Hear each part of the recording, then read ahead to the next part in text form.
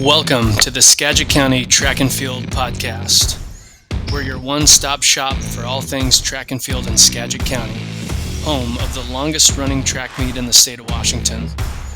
We are dedicated to promoting our schools, our athletes, and the incredible sport of track and field. From the heart of the Pacific Northwest, we bring you the latest news, interviews, and insights from the track. Join us as we celebrate the passion, dedication, and triumphs of our local athletes. In this episode, we're thrilled to have our first guest and co-host, Kodiak Landis from Mount Vernon High School. We dive into Kodiak's off-season training, discuss the current state of Skagit County track, and share our anticipation for the upcoming season. We're also joined by a special guest, Eric Hisaw, the head coach of Walla Walla High School. Coach Hisaw shares invaluable insights into his team's journey to the 3A state championship. We discuss the challenges and triumphs his girls faced and the strategies that led to their success.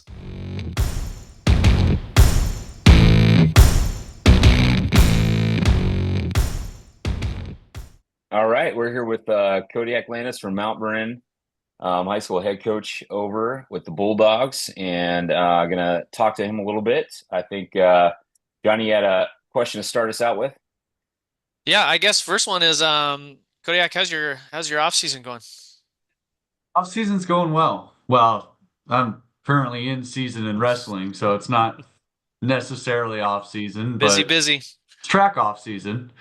But it's going well. I've just been kind of poking my head in a lot of gyms and a lot of sports and just kind of following our athletes around as they go through soccer, football, volleyball, now into basketball. What are they doing? How do they look? Are they talking to other coaches? Just really been following, right? That's kind of what my off season's been like, and it's been really nice. Been really nice. Cool. Yeah. Well, I know how you're. about you guys? Good off season? Yeah, good. I mean, football was good, successful year. Football always seems long by the time you're done with it. Like you're ready for it to be done, but at the same time, you put so much into it that it's tough to call it quits. So yeah, it's good. But I'm pumped to get back into track stuff, and I know that you're right in the thick of girls wrestling and everything. But did you check out anything since the end of last track season that kind of piqued your interest, or did you get into anything, any lessons that you learned since last track season, or followed any of your athletes that are running at the next level? Yeah, all of those. Kind of new things that I'm constantly watching, with the availability of content, you're always on YouTube or seeing some clip that you got to then find out what book that person wrote, and you kind of, end up down the rabbit hole. But as far as like those new things, are you guys familiar with the book Peak? No. It's a pretty good, I've been listening to it. I'm on the last chapter right now, and it's all about just peak performance. Kind of going from that, you have to build that human before you can build the athlete, and really that division of like just being a healthy person and then trying to build up to that final top of the Eiffel Tower where we're talking about centimeters and thousandths of a second. Mm-hmm. And I've taken a lot of info that I've just kind of been throwing at athletes like, hey, chapter 1 in this book is about sleep, and that's for a reason because you're under recovered or whatever it is. And so that's kind of the new stuff that I've been working with is just try to how to support an athlete outside of practice time with their health, right? Mental and physical. And how do we deal with everything going on so that practice is as good as possible? How do we prepare ourselves for practice? Well, that's kind of the new stuff I've been looking at. I really enjoyed it. It was an easy listen on it's on Spotify. Cool. I'm checking that out. I wrote it down. Sweet. Yeah, that definitely. Yeah. Pretty cool. Really, cites a lot of sources. It's all pretty research based and very good. And it goes through the, mental training, talking about these elite soccer players, and all these Olympians and endurance athletes, power athletes, weight athletes, all these kinds of things. It's very, very diverse, but really nuggets. Every few minutes, there's a little nugget that I was like, oh, I got to remember that one, you know? Is it by Roland Smith? I'm looking at it right now, I think. Yeah. It looks like a guy, the cover looks like a guy coming out of the blocks. Yep. Yeah, Yeah. must be it. Cool. Yeah. Really somebody accelerating. I don't know if there's blocks. Um, um, but yeah, that's kind of the thing that I've been really focused on is like, outside of building programming and looking at who's going to be returning for us, right? And how do we build that programming? How do we make sure that these athletes who, are playing other sports year round and who are doing other things, how do we make sure that they're happy and healthy, right? So, yeah, that's kind of my new stuff, right? Yeah. And it's nothing revolutionary, but it is nice to have some fact base. Yeah, Oh, it and then sounds talk to us. So you said there you got a couple former athletes still competing right now. Talk to us about them and what they're up to. Yeah. So we have Parker, right? Halgren from last year. She's down at UCSB Santa Barbara. So that's a really cool story. We had a long season. She ended up having a ton of success. School record holder, district champ, the whole deal.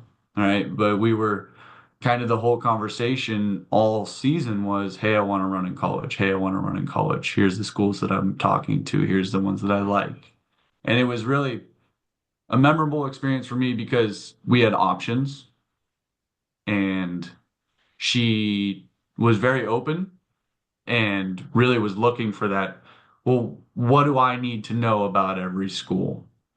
Right? And what do you know these people, all these things? And so it challenged me as a coach, right? Hey, I got to start making sure I'm doing my due diligence on these programs and we're gonna have a ton of conversations, right? A ton of conversations, because she had, family out in Kansas. Hey, what about Kansas? Okay, let's look at it. What are we gonna do? And then, we kind of got down to Santa Barbara's gonna be the best fit, I think, as far as being part of the program where you're gonna be challenged yet successful and have a competition opportunity. And you're on the West Coast still, you're in the nice weather, those are all really appealing. Um, and so, I had a couple phone calls with their staff and they gave us some numbers like, hey, she get a roster spot, it's kind of got to be 12-3, right? In the 100. That's what we're looking at. And we took all the way up to the district meet to get there. And so knowing that we needed to be at 12-3 going into districts and we hadn't hit it and admissions was due that night, the night of finals in the 100. So we ended up going out and got out really hard and ran a 12:31. And that was just like a blow up moment. I immediately texted the coach down there and said, hey, 12:31, are we in? And just trying to get an answer. Give me some good news, And damn it. yeah, right. Hey, we believe me, there's been enough stress over the last few months. I want some good news here. And and then on the bus ride home, he texted me back and said, "Yep, that's gonna work." And so that was probably one of the coolest moments from last season is knowing that she had a spot to go that was going to be the right fit for her. And she's been down there for a couple months. She's back on break now, and she was at the high school track working out today. Awesome. Right. So it was a really cool story, and so she's doing really well there. I've got Juan. He's running for Everett. Was at the Spokane Invite last weekend. Kind of talked to his one of his friends and said it wasn't his best race, Mhm. but hey, first indoor, first 60. That's a different race. That's a different race. So glad to see that he's still out there doing that. I haven't been able to get in touch with him as much as I have Parker, but yeah, it's been been really cool to watch kids get that opportunity post high school to go continue and grow and chase something. And that's really always been my goal. It's outside of, yes, we want to win races and do all this stuff and set records. That's all really cool, but what's cooler is another 4 years. Yeah. Yeah. Yeah.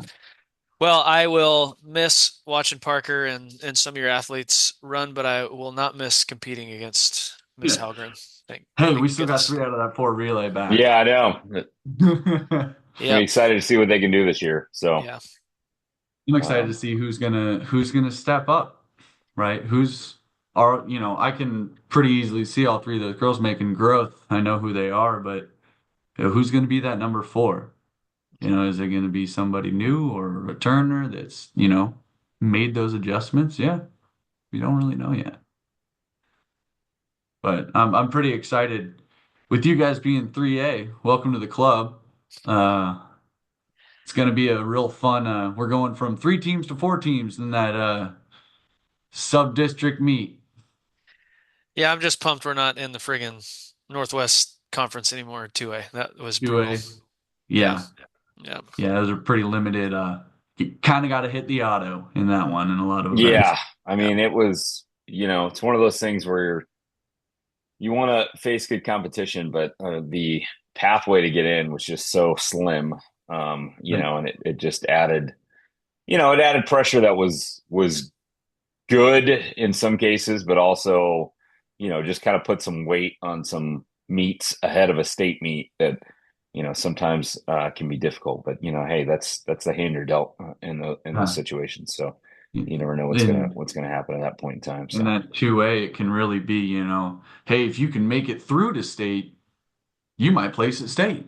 yeah, yeah, Yeah, yep, no, at least 100%. in the So Northwest. Yeah, Yeah. yep. yeah. But I'm excited because that gives us, another berth onto our district meet. We're going to go from that, 2 auto to 3 auto through. So that'll be pretty nice. Just got to make sure you guys don't get it. Well, we just be 1 of 3. Um, Yeah. all right. Well, yeah. Thanks for the update on a couple of those athletes, and I think you kind of hit on that something new, which I'm excited to kind of look at that book on the peak. I, I did want to ask, what's something maybe this year that you're either excited to reestablish that you thought worked really well last year, or something that kind of happened last year and you're like, I have an idea for it going into this year that you're ready to implement, kind of keeps that fuel and that fire kind of going as you're going through there. So.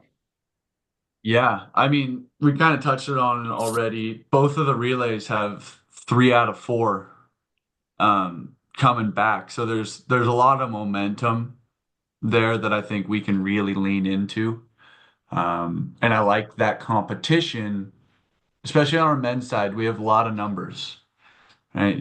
Last year was like 40 something boys run the 100, right? Because everybody wants to run the 100. And so that really keeps that fourth spot, those alternate spots. Everybody really wants those to be on that relay, which is awesome for the program. I think that internal competitive camaraderie, I'm really excited for that. And even on the girls' side, I've already had the girls come up, hey, who's going to be the number four? I don't know. None of it's guaranteed, right?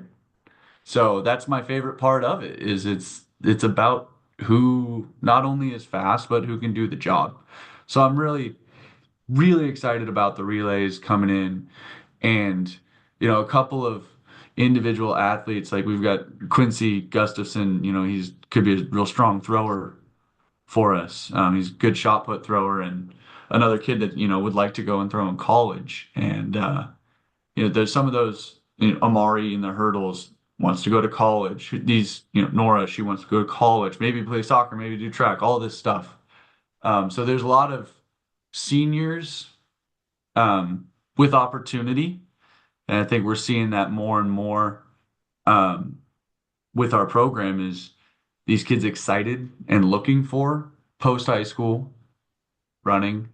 So that's kind of one of those things that I am in the process of learning, right? And it's a challenge and a new thing for me as a coach is, hey, make sure that we're setting these kids up with every opportunity to be seen and communicate with coaches and how, hey, coach, I want to get a hold of this coach. What do I do? Right. Okay. Well, let's start by writing a letter, or an email and get a phone call, get somebody on the phone. Um, so that's kind of what I'm excited for this season is just more and more opportunity for high level performance. But I've had kids that, they're maybe a sophomore or junior that didn't come out before that said, hey, I'm doing track this year. Okay, great. Football players or whatever say, I'm going to run. I'm going to run the 100 for you. Okay, let's do it. Let's get fast. That always gets me jacked up when we get to see new faces as well that might bring a little bit of spirit, a little bit of, intensity in or something, whatever that kid's going to bring. So that's excited for the unknown as well. Cool. Um, yeah. Hey, Jake, I'm going to go off script a little bit here, and then you can do the Yep. shout out question at the end. Cody, I'm curious, man, what's the best way to ask this? If I'm a track athlete at Mount Vernon High School right now, and I'm planning on running track in the spring for you, what's my off season look like kind of this time of year? I know you've got a lot of kids that are multi-sport kids. Do you encourage them to do stuff on top of their sport or just play their sport? And then what's going on for those kids that are not doing a winter sport right now? Do you guys have any weight room stuff, any organized team activities, anything like that going on? Um, yeah, number one, if you play another sport, go play that sport, be an athlete.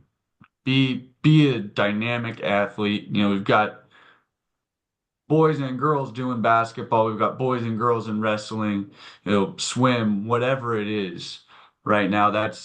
And I trust all those coaches to make sure that they're taken care of on their fitness. And hey, if you're playing basketball, you're going out and for my sprinters or whatever, you're going out, you're being bouncy, you're moving around. It's a lot of explosive work and you're not, it's not as repetitive, right, as a lot of the things that we do. But if you're not an athlete, I have a group of boys that they've been out. I see them as I leave or I run out to my truck between practice and I see a group of boys. There's like 5 or 6 of them out on the track doing our warm up and doing our sprint drills. And, they're like, hey, what do you want us to do? I go, well, not really anything till January. But if you're going to be doing stuff, running's good, right? Sprinting helps. So we have a packet, right? Kind of January, February packet of making sure that your big idea is that general prep type stuff that make sure your body's able to make it through the 12-week season.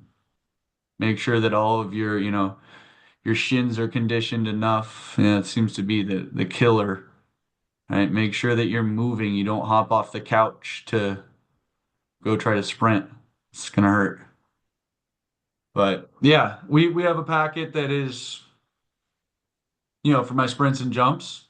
It's it's just rhythm and dynamic movements and getting more and more explosive as we move towards the season. Um, but yeah, not a ton of organized stuff. A little bit here and there. Weight room sessions, some of that, but not a ton of organized stuff unless they're following the packet. Yeah. And even then, it's only 2 to 3 days a week that they're probably on the track. So, What would you say? I know this is a tough question to put you on the spot here, but what would you say percentage wise? How many of your track athletes, boys and girls, are also taking a weight training class during the school day? Is it less ooh, than you'd like, about where you'd like it at, or would you like to have more of your athletes in a weight training class during the school day? I'd love to have 100% of my athletes taking a weight training class. Mhm. It's actually been a topic of conversation between all of our athletics And, how do we get these kids in the weight room? And, a lot of coaches are running after school, off season weight room stuff, which is great. But it can get in the way of, if they're an in-season athlete, okay, how are they getting weight training? With my sports, yes, they will in season get some weight training. Um, but man, I would love to see, you know, if we had 15 periods a day, we could get every athlete into a weight training class. But that's tough. Yeah, I don't think there's much weight training can solve a lot of problems, right? It won't solve every problem and it's not the answer to everything, but it's such a great foundation. Such a great foundation. And just to be able to move yourself, move something else, movement patterns. And I only teach one. I teach one period of weight training, and there's like four track and field athletes in it. Hmm. There's quite a few athletes from all other sports in there, but there's just a handful of track and field athletes in there. But it is just another opportunity to kind of develop those relationships and have conversations about, hey, how's basketball going? How's cheer going? How's this? Yeah, da da da da da. And then when you get to that stressful moment, the day before state, you have that relationship that, hey, we've talked about this, we've been through this. You know who I am, I know who you are. We can do this. So, yeah, it's boy, if they'd let me just have, track and field class, that'd be pretty cool. 3 days on the track, 2 days in the weight room, it'd be perfect. Gotta Yeah. move to Texas or Florida for that one. Yeah, and if they'd Maybe pay one me, day. Maybe one day. yeah, you get those Texas football contracts for track and field, then we really be. Yeah, that's true. Yeah, you wouldn't be teaching much at all. No. Um, hey, so we want to give an opportunity for all the coaches to kind of, as we're moving into the season, just to give a shout out to an athlete or a coach or a group of athletes, kind of what you're seeing, that you kind of want to pay some attention to. So, Well, on the coaching side, our coach Shelley, who works with our distance athletes, she has done so much to kind of build that program along with Coach Dell. And um, but a lot of what I notice is she's really, really focused on what's going on up in here, and does a really good job of connecting, right? But then she's building that program. Like they're running a 5K this weekend, 5K fundraiser. So, hey, if you're free, come on down. Um, it's at the college on Dell's Trail there, and it's just another cool thing to pull that community in, and that's probably one of her strongest things is bring that community into Mount Vernon cross country and track and field, and make sure that we're seen out there as doing this awesome positive thing for everybody, right? Because it is so huge for these kids that hey, it's off season. I'm gonna go run a 5K that my coach put together, right? Just to, be there. And my parents are gonna run this 5K, right? It's pretty cool. I have a wrestling tournament, so I won't be there. But I'm a sprinter. I'm not a 5K guy. I bet you could run a 5K just fine. Do it. Holy cow. I'll finish it. Oh, I'm not gonna be, 17 minutes or anything like that. 16, yeah. 15. Cool. Well, before we wrap up section one and get to Coach Eric Hisaw from Walla Walla, Jake, is there anything else you got for Kodiak? Nope, excited to see what the season's going to look like, and it'll be interesting for us to kind of have a different conversation this season going in being 3A. So it'll be a different perspective in terms of what's going on and where those conversations are going on, and I hope to be having a little bit more of those with you. So Yeah. Yeah, I'm excited to have you guys up at 3A. That makes it a lot of fun. Some more tight races coming up, some good competition. I'm pretty stoked.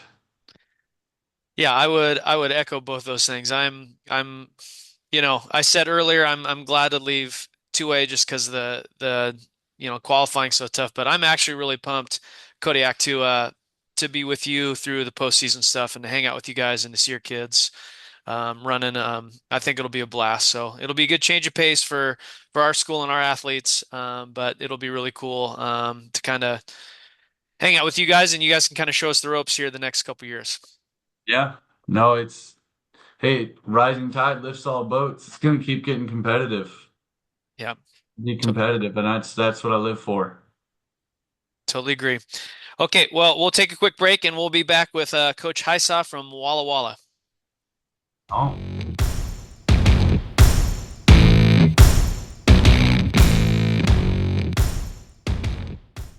Welcome back, everybody, from break.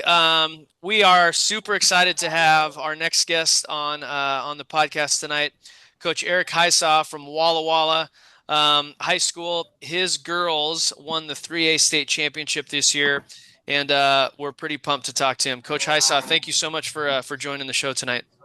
Hey, thanks for the invite. Looking forward to this.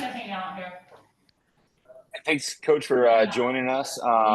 We'd like to start out just getting a little bit of the background, and for us, it's what's your experience in track and field been like, either as an athlete, um, as it led up to whatever it was, and then really kind of how you got into coaching. That's kind of one of our more enjoyable things to see how all these coaches sort of got into the place that they got into. So. Yeah, it's I don't say it's a long story, but it's got I'd say a little bit of heritage. Both my parents were collegiate athletes at then Eastern Washington State University, the Savages, the Clark Savages, now Eastern Washington University. My mom was a badminton player and volleyball and basketball, and she actually was the one gal that was allowed to play both ends of the floor in basketball because two gals stayed on the offensive end, two on the defense because girls weren't strong enough then, and mom went both ways. My dad was a three-time national champ in the pole vault for Eastern then. And I grew up a gym rat with my mom being a middle school PE teacher, and my dad taught and was head coach at Cheney for track for a while. And he got moved out to the East Valley district near Coeur d'Alene, actually still in Washington. Did a little AU track in middle school, and then had a pretty decent career in high school as Cheney. I was a state champ in both the hurdles my senior year. And then from there, I went to U of I as a Van actually as a football scholarship. And then I ran 2 years there. My first year as a redshirt freshman. And then my senior year, and then I got lucky to win the indoor hurdle title my senior year by 100th. And then consequently got hit in the face the last athletic event of my life in the outdoor final by the guy that I beat. And I kind of threw hurdle 3 over hurdle 5 in an absolute train wreck.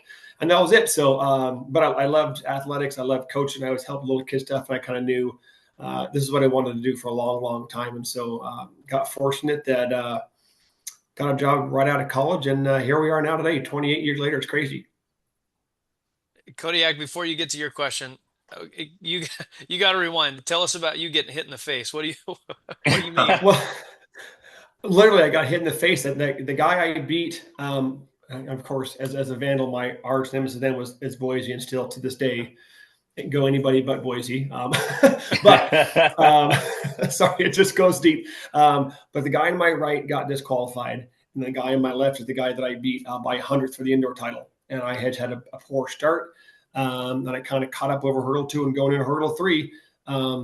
Guy in my left was a left leg lead, and I'm a right leg lead. So I was hugging the left side of the lane, and he would dead center. His right arm just carried through and whacked me in the face, knocked my chin up, and hips went down, straddled hurdle 3, and my right trail, my lead leg wrapped under the hurdle. And as I fell down, it literally threw it up into hurdle 5. And that was it. Splat on the hurdle lane 5, and that was the end of my high school and college career. But Oh man. wasn't intentional, just part of it. It's a man's race in college, it's those 42s are different, and just happened. But it's athletics, and I know that's maybe a better coach today because I've had to deal with a lot of adversity with kids, and so I've been there, and so it's what makes coaching special.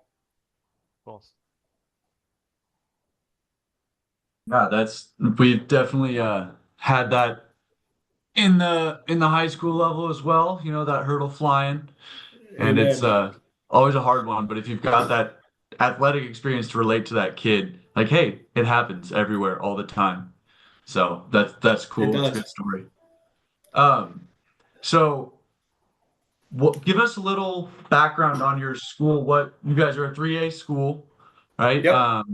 Kind of location. What are your facilities like there? We all coach. We're Cedar Woolley's now a 3A as well, but we all kind of work with different facilities. So, what's kind of the school environment, facilities, all that kind of stuff that you Yeah. guys have there?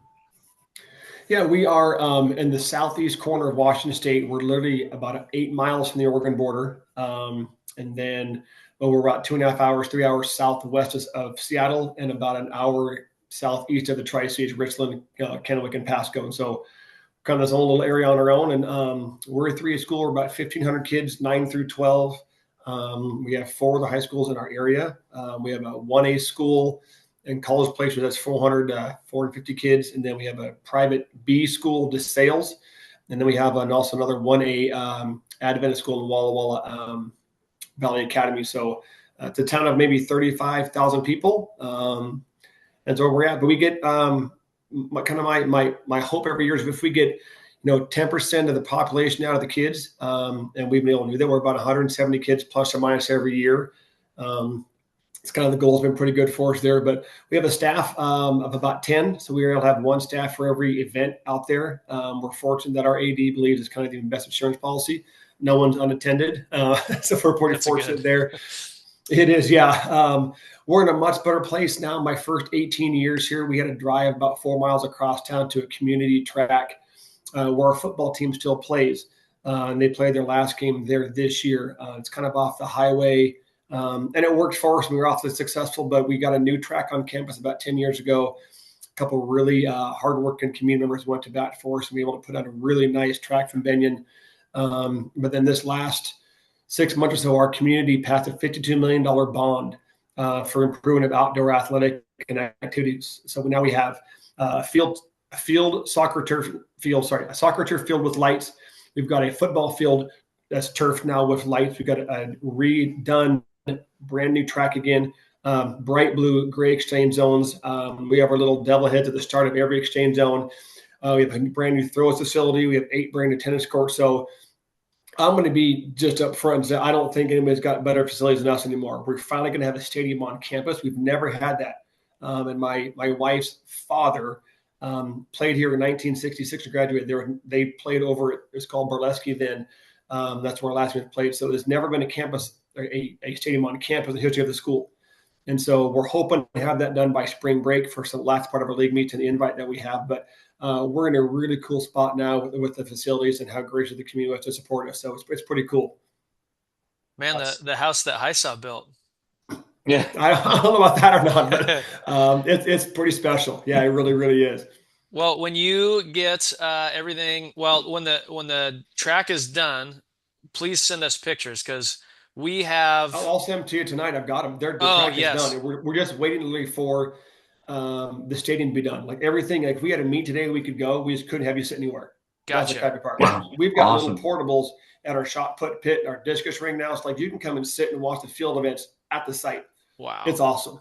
Yeah, well, it is so special. That's the color scheme that we wanted was the blue track with the gray exchange zone. So I'd be anxious to see that. Oh, it is awesome. I'm telling you what, it's really cool. Yeah. Well, let's awesome. let's jump into your state meet. This is not the first state championship for Walla Walla in track and field. Can you kind of give us a rundown the last couple years and the recent success you've had? Yeah, and I'll probably touch on a little bit as we go through it because some of the questions I think kind of allude to kind of how we've climbed and kind of gone nuts literally like in the last 6-7 years. It's been crazy. But yeah, we won the boys title in 2019 as 4A. The year before we finished 5th by half a point because 4 teams tied for first at 37. We had 36.5. Oh, jeez. And we had 3 races that were decided by 400s, like 3 different ones. It was excruciating, but it was also pretty magical. So we won at 19, and then we had the COVID years. And then the boys won again in 22. We were 3rd in 23. The girls were 6th in 19, and then the girls had a great run. We won it last year, so pretty cool. Awesome. So this year you win the girls meet with 72.5 points. You beat Mercer Island, who was second with 60, and Silas with 44. I kind of want to just run down this list here of some of your top performers, and then you can kind of fill us Yeah. in on the experience. But here's a name that popped out to me, Ashlyn Nielsen. Did I get her name right? Yes, sir. She won. She was state champ in the 100. Ran a 12.27, but I know she's been, as Kodiak told me earlier, she's been under 12 earlier in the year. Hmm. She won the 200. She's a state champ there at 24.92. She anchored your 4x1 with Andrews, Davenport, and Martin. Did I get those names correct? Yep. Hmm. And I had to look at your time. You guys ran a 47.4 In the final, yeah. in the final. That's smoking. That's a really fast team. It was nuts.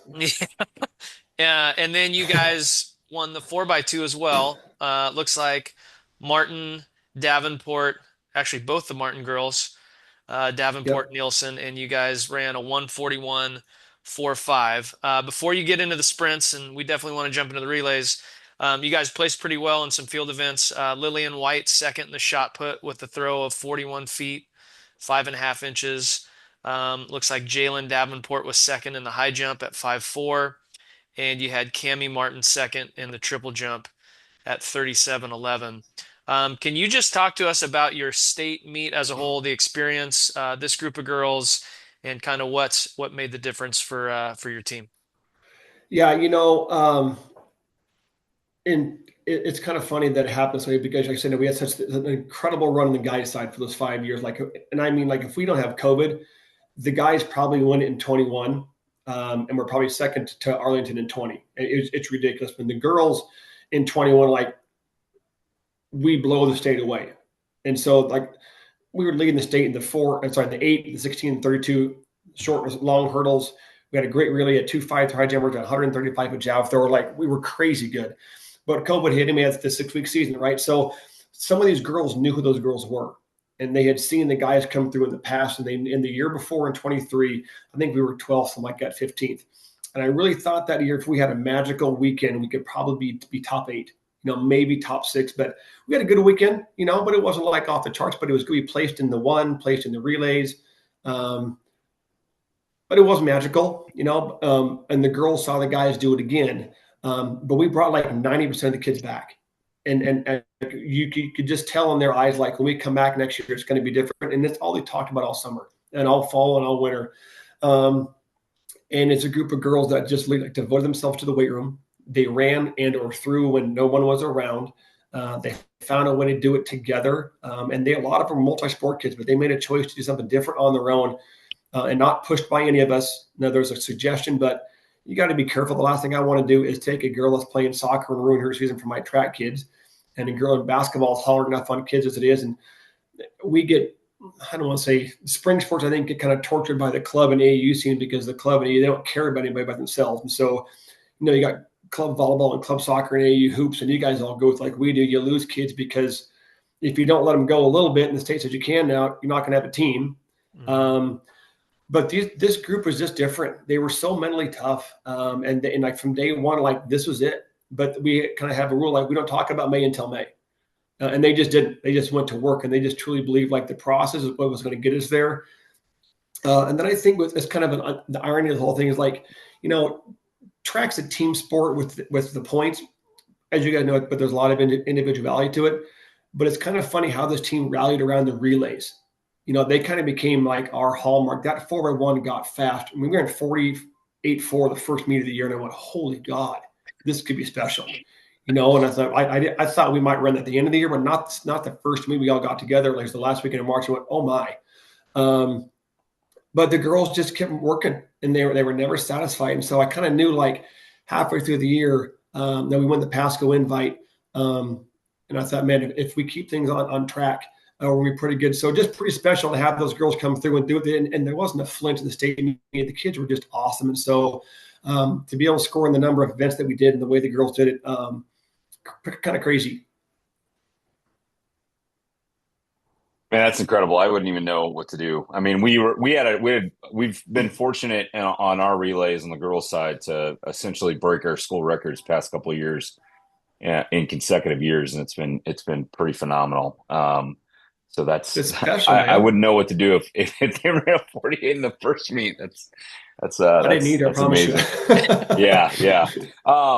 So I kind of want to look at, and this could be, this past year or the previous years, but Yeah. um, what's your philosophy going into the state meet in terms of, maybe when do you start to say, hey, we need to focus in on maybe the relays, or maybe you need to focus in on this Yeah. individual event as it's looking out there? When's kind of the timeline for that? What's your philosophy for that? I love that your kids were like, don't think about May till May. I mean, that's what we just preach constantly. I think it's so Yeah. important. But yeah, just kind of how does that go? And I know every year is different, and with 100 and something kids out, sometimes you probably don't anticipate a kid maybe being in an event that they were going to be in or be Hmm. successful in terms of those things. It's a great question. I kind of put some notes down, but it's I'm going to go back to we knew what was coming back in the possibilities, and so I think that kind of helped drive the bus a little bit per se. Um, but we kind of started out because one thing I heard of the Nielsen girl early because I really thought I didn't know she'd run 11:88 in our district meet. I thought she'd break 12, but she broke 12 I think 3 times, and I didn't also got to think she'd run 24:58 and do that thing with 56 whatever it was. I thought she'd be maybe 25 flat, 25-1. But God, she ran 24 and change like 6 times, and I went, okay, so she's not coming out of the two. Our relays were getting really, really fast, and then it was like, hey, she'd run 15 flat in the open in the 100 hurdles, and she's 11:88, so she's leading the seat in both of them. And at that point, the gal from Decatur, not Decatur, Cam Meridian was running really, really fast. I can't think of her name. Gosh, she's a talented kid. Um, but she'd broken 12 and she beat Ashland head to head Oregon Relay. And I went, okay, well, if she's going to stay healthy, we can get second probably because no one's going to beat either one of those two. But do I keep her in the hurdles? Because she'd have probably been close to being, might have been a state leader or champ in the hurdles. But she loved the one. And at that point in the year, kind of got thinking, well, the hurdles and the three relays kind of matched up differently than the one in the relays. And to me, the hurdles had a little more risk involved. Haven't been a hurdler, and you bang a hurdle, you fall, someone hits you, you fall down, you know. None of those points, we kind of decided that, hey, and this is where we talked a bunch, just she and I, like, hey, we got to figure out what you want to do. And she's, I'm not leaving the two, and I want to run both relays. Okay, so we got to figure out the hurdles and the 100. And she goes, but where you want me? And I just kind of say, no, hey, we got a great chance to win the 100 and the hurdles, but I think the 100 is safer. So we went there and never looked back. But as far as everybody else, we thought Cammie would be where she would the triple jump. We thought our discus thrower just had a tough day at state, but she's thrown 145 that year. She didn't even score. And we had at that point we had a really good jab thrower who led up a 4-1. She threw 135. She couldn't find the tip in the districts through 101 feet. Just had a bad day, and so. But we kind of knew going if we had these things in the right area, in the right order, throughout the year. Honestly, we knew we'd be okay. But one of the great things about the kids is they all do multi-events, so to run them around and down a sprint helps everything. And so we didn't have to lose much that way. But like you said before, it's keeping kids in the right direction and in their own lane and know what they're going to be good at. But I would say probably Pasco Invite, middle of April, we really started to kind of like take a look at things. Then went to Oregon Relays. We got really kind of specific with a couple things. And by then I kind of knew in the back of my head what I wanted to do. But then it was just a lot of chit chatting with kids and with staff. And at some point, dare I say parents, because we got to make sure on the right page for everybody. But I'd say probably halfway through April, we knew if we were healthy and got everybody out. I didn't know if anybody would beat us. I didn't tell the kids that then because it's too early, but I kind of thought if we had things just continue, just go where we're at, it would be really, really tough. And so I don't think we had any magical movement of like the magic rock under the cup and you're hiding peas or whatever. We're kind of who we were, and the kids just went after it. Luckily. Now, have you ever had a year? Because I kind of want to follow up on that because Yeah. when I was coaching at O'Connor, I had one of the probably best athletes I've coached, and she was instrumental in our relays from her freshman, sophomore, junior year.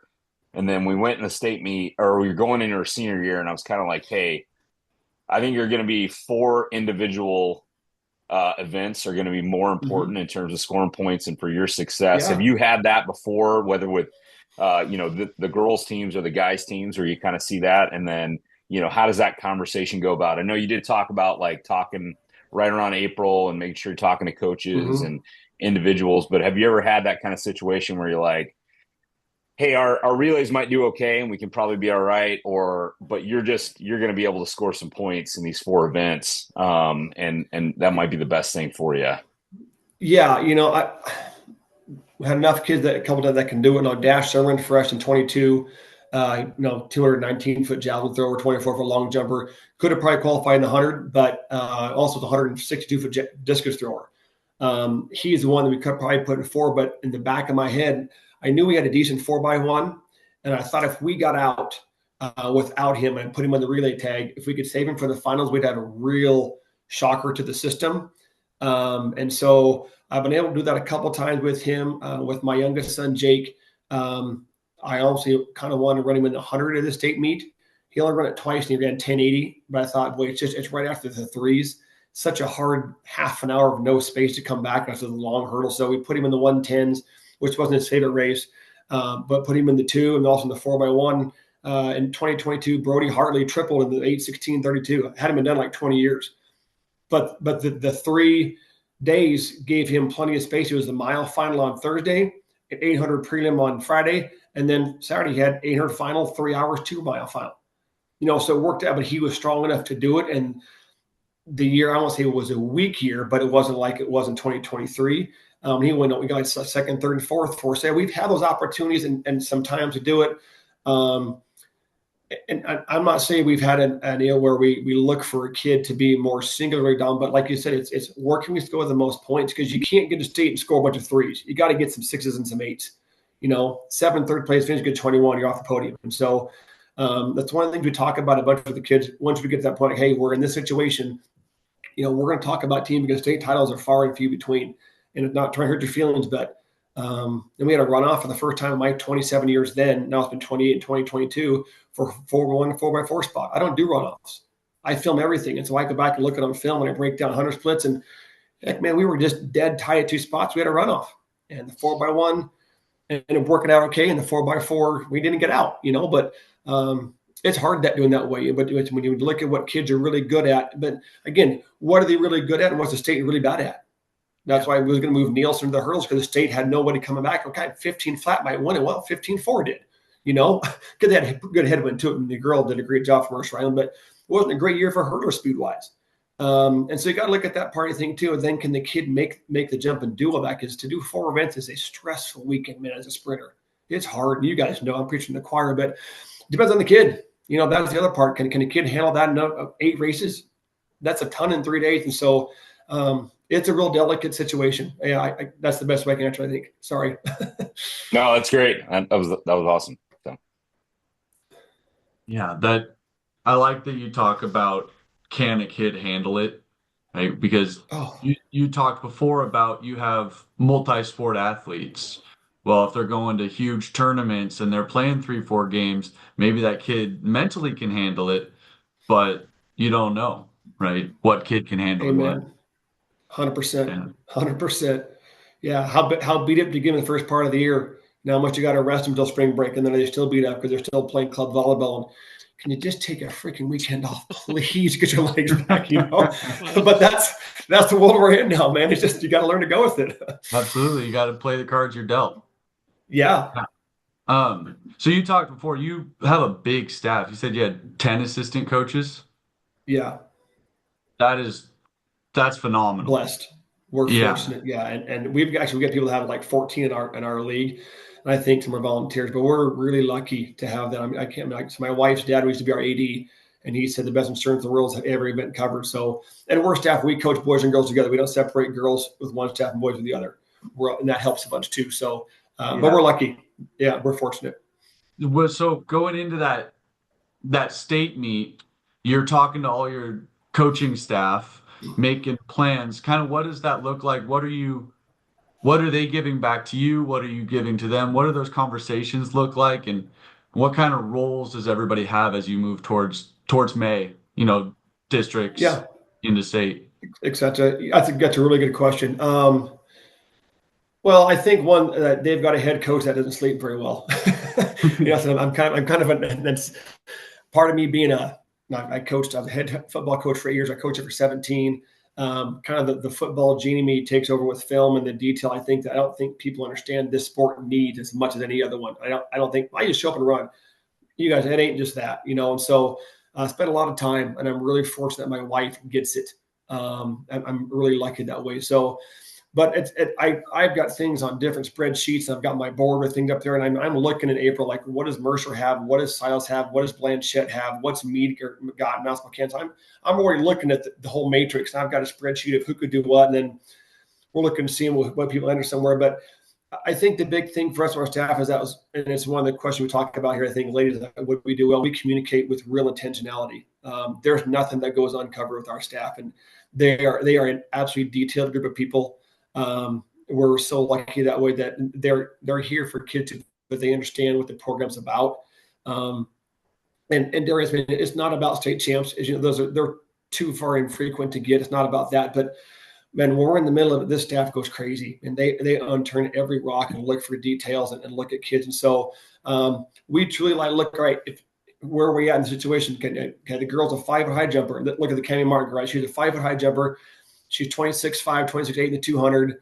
But she's an awfully good triple jumper and 17.6 long jumper. Okay, do we need to put her in the 5-foot high jump? Now the field's got 12 kids over 5 foot in it. She's not going to score a point. Broke our high jump gal's heart, but she also understood 5 foot's not going to place. So let's get Cami where Cami needs to go. And so the great thing about it, there's no ego on our staff about they're more important than the program, and that translates down to the kids.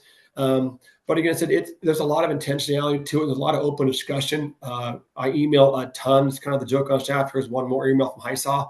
But I just think it's important now that I have 4 on staff at the high school. The rest are out of staff. So we can't meet during the day, like every staff probably in America.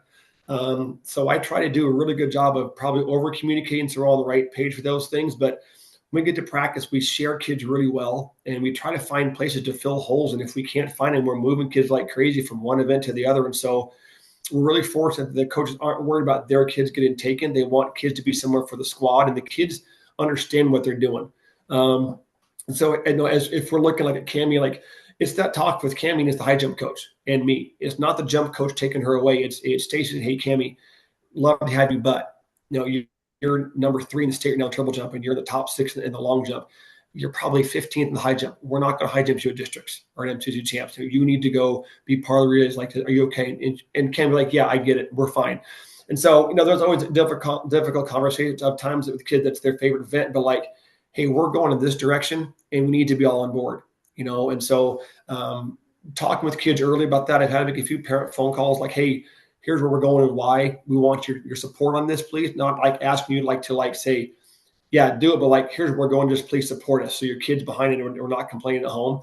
And so I just sounds like we communicate a ton. I don't say more than anybody else, but we communicate a ton. And I think that we're blessed that the staff doesn't have the ego to let kids go to help our team out. It's really, really special.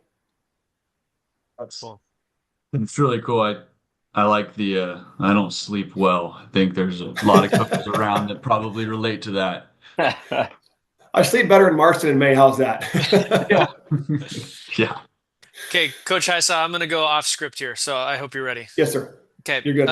This is going to be in our first season. We did rapid fire, which was one sentence or one word answers, but we're going to make this a relay edition for you. Okay. Okay. Are you the relay coach? I am. Okay. Same relay handoffs in 4x1 for your boys and your girls. Yes. 4x4 as well? Yes. Okay. Where do you put your fastest runner on the relays? That varies every year, and I'm dead honest about that one. Matter of fact, we didn't find our order for the boys state title team last year with my son at anchor until our conference championship meet.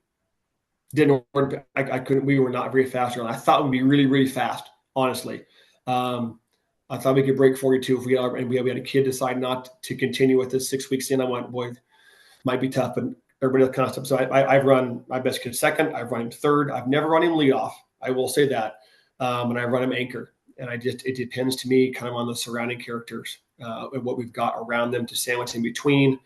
So everything, everywhere. It depends on what we got around them. The supporting cast to me dictates who I run my best guy where. I'm going to jump in here real quick based on that. In terms of practice, where does relay work happen? When does it happen? What day? When do you? Those happen on the same days we do max velocity and acceleration work. And we honestly practice one time a week and then like a preview before our league meets. So it's normally Mondays. Those are our big excel and our max velocity fly days.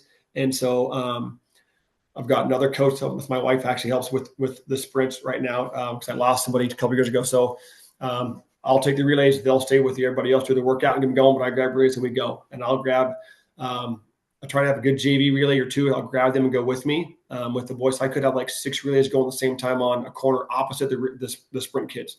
So we'll do a sprint workout on the 100 start and relays at the actual first exchange zone. And so we do them right after warmups. Hey, grab your spikes. We're going to roll. And then I give them 3 chances and we're done. Normally we don't get out more than 2, but I tell you, this is your your 2 or 3 starts. We're going to push out hard. And we come in from about 60 meters out. We're going and we're not wasting the reps. So you guys be dialed in. So, and it works on Mondays. And then we take Tuesday off. And then Wednesday, if we have a Thursday meet, Wednesday we'll do might do 1 full speed, but a couple build ups and then hit it once to be done. It's been really good for us that way. Can't complain. Yeah. That was more than 1 sentence. Sorry. That's okay. That's okay. That was hugely valuable. I appreciated hearing that. So. Okay, Coach, do you run your 4 fastest kids or your 4 kids that run the relay the fastest? Both. On the girls' side, I ran our 4 fastest kids in the 4x1. On the boys' side, I'd say for the most part, it's probably our 4 fastest kids. But I've also had to move kids around because they can't take it or give it very well. And so kids know it's the 4 fastest, but I've also told them, hey, if you can't pass a stick, you're not going to be on it. And I've had to pull kids out and they understand why. For not very often. But I'd say probably like 85-15, the 4 fastest. Okay. And then Kodiak, before we get to influences, and if you have any relay questions, go for it. But I got 2 more. First one is what kind of handoffs are you using in the 4x1? We were blind and silent. No blind command. and silent. Good. And are you guys out to the side? Are you up sweep? What are you doing?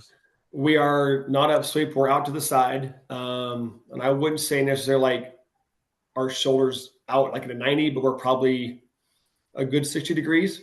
Okay. We're not directly behind the back, but we're more than a 45 up and thumbs down, make a good stop sign.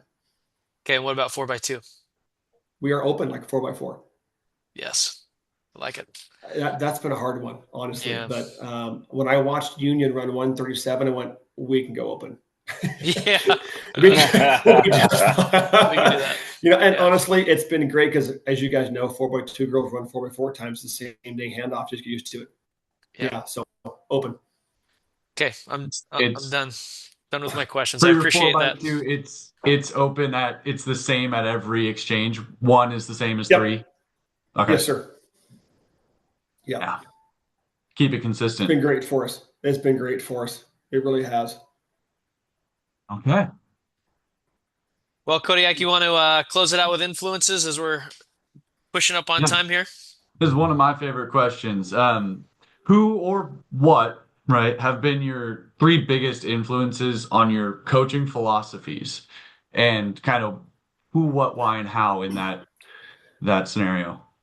That's a loaded question, man. I'm old. I've been around a few places, but I've been fortunate enough to be able to come home and talk with my parents. Like I said, they're both coaches 25 plus years in high school. My father-in-law was a 40 plus year teacher and admin at a high school here. My wife played volleyball and basketball at Portland State.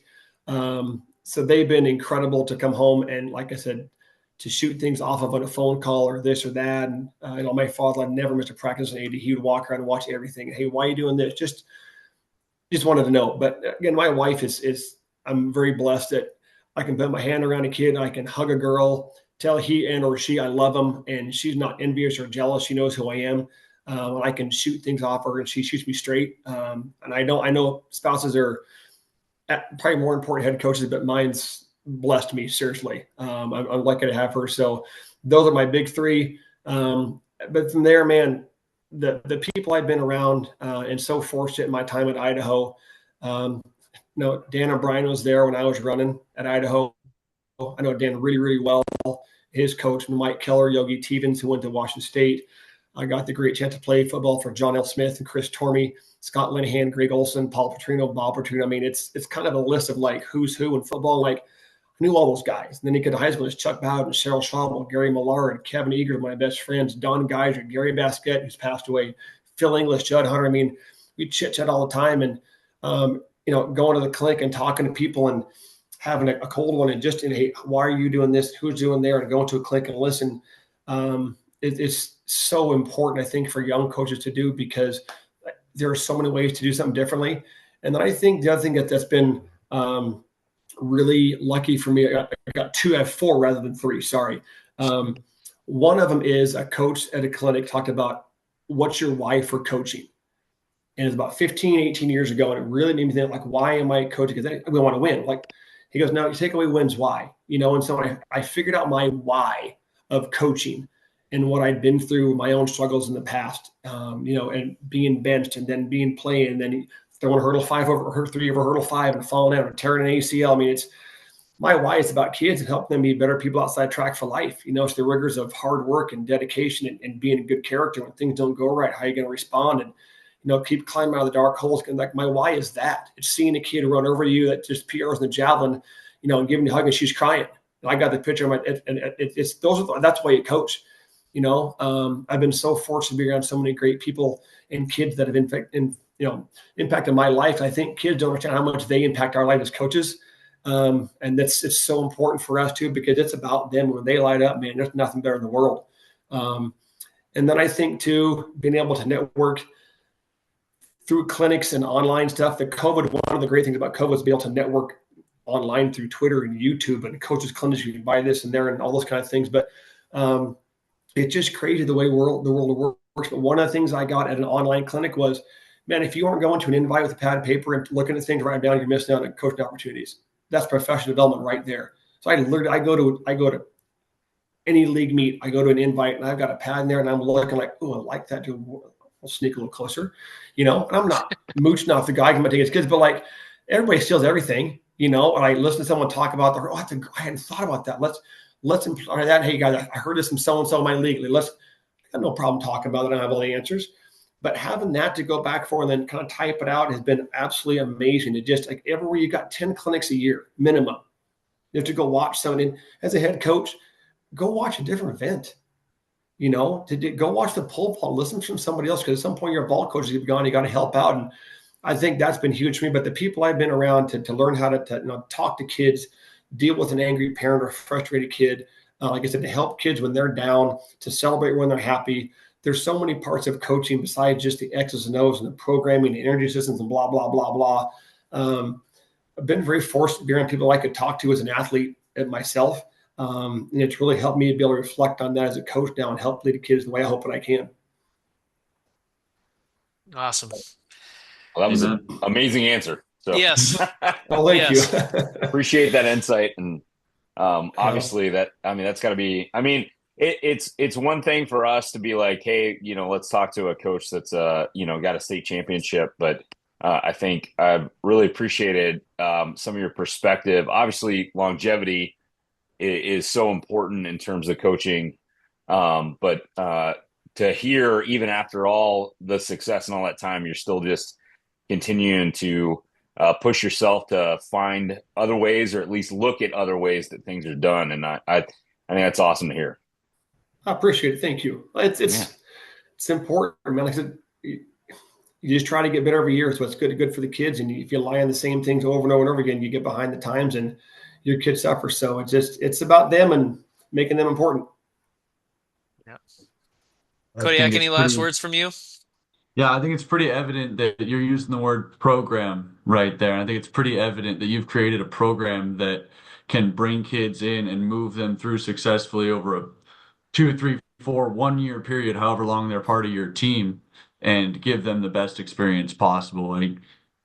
athletic success is what we're doing here, but you know, from your everything you're saying, it's like, yeah, but it's life success, it's personal success, it's all across the board. So that's that's awesome. Appreciate it. Thank you very much. Yeah. Coach Hisaw, I can't thank you enough for joining us. I was hoping to see you at the coaches clinic so I could buy you a beer or two. And thanks for for coming on here. But I know you got more important things watching your son compete at U of I, and enjoy that. Hopefully we'll catch up down the road. And again, thank you for coming on. My pleasure. Love to do it again anytime. Appreciate it. Thank you.